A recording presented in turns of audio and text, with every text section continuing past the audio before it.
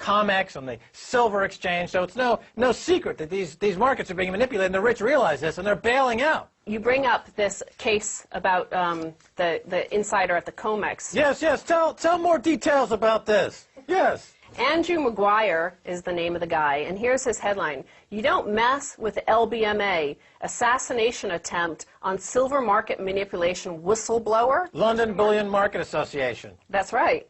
Another headline along the same story, JP Morgan Chase story in UK, i.e. Chase. Well, apparently, Andrew Maguire, who's a metal trader at the London Bullion Market Association, he's a former metals trader for Goldman Sachs. Well, he was just brought up as a whistleblower by GATA, Bill Murphy's GATA. He was testifying before the CFTC, the Commodity Futures Trading Commission, last week about silver market manipulation. And lo and behold, Andrew Maguire, who sent many emails to the CFTC, including one on March 3rd, where he told them on March 5th, watch, I will promise you that the silver market will be taken down because JP Morgan has already signaled to us that they are going to take down the price of silver. And the reason why they want to take down the price of silver, he argues, is that they have this giant short position given to them basically by Bear Stearns. Remember when they took over Bear Stearns? So he calls it not-for-profit selling. Right. That's right. It's purely for manipulation.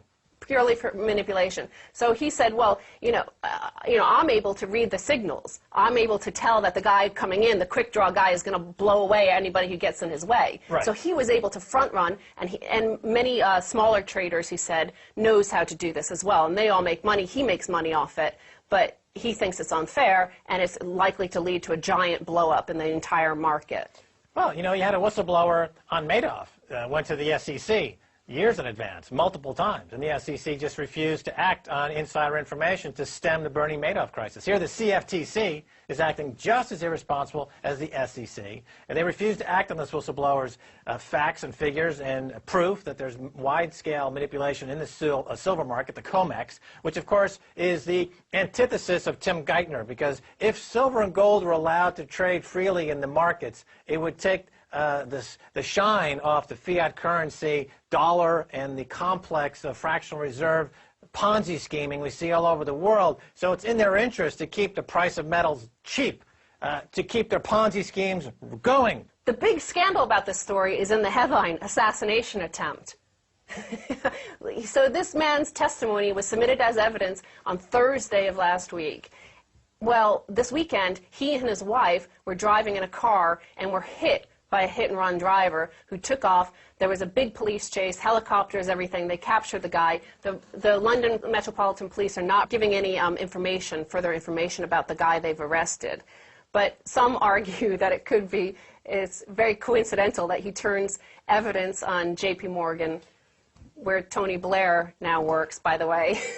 Oh yeah, Tony Blair, who said he didn't go to war for oil, but now worked. We find out he's doing millions and millions in deals for oil companies in Iraq. That Tony Blair?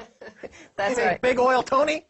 But, one other quote I want to read from Andrew Maguire's testimony. He says, as always happens month after month, HSBC and JPM, meaning JP Morgan, sell short in large quantities to overwhelm all bids and make unsuspecting option holders lose their money.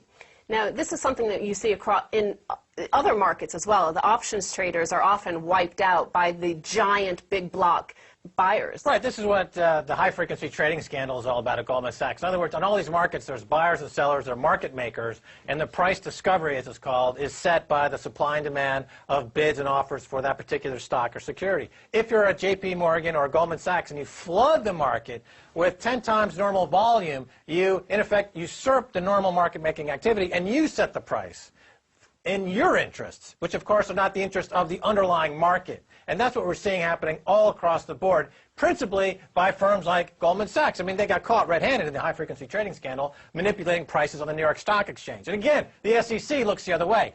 In other words, if they took away fraud from the business model of America, there would be nothing left except porn and donuts. Well, are you going to be able to take away fraud? Because, okay, so we've covered these stories of UBS and JP Morgan and now the defunct Lehman Brothers involved in this bid rigging and of the municipal bond market. But I'll show you some quick headlines just over the past year. Senior UBS official, meaning Robert Wolf, the CEO of UBS America, key donor, shares some of Obama's downtime. There you see him in this picture. He's playing golf with President Barack Obama. Jamie Dimon, the CEO of JP Morgan, is dining with Barack Obama in the White House tonight. That was just a few weeks ago, at the end of February 2010. So this is the situation where we have this corrupt system with these oligarchs and fast draw guys who have the president who can just exempt them from all sorts of laws. Right, that's why the healthcare reform issues are really a red herring, because unless you reform banking first, there's no way you can reform healthcare by simply giving the healthcare industry 32 million more customers in which to negotiate deals with the banking system that's systemically corrupt. We'll next move on to the next headlines of the sort of the global financial system, but also the global empire of America falling apart, and how all these crazy things are emerging from it. Just like during the Great Depression, and we often remind people of what the similarities are to that time.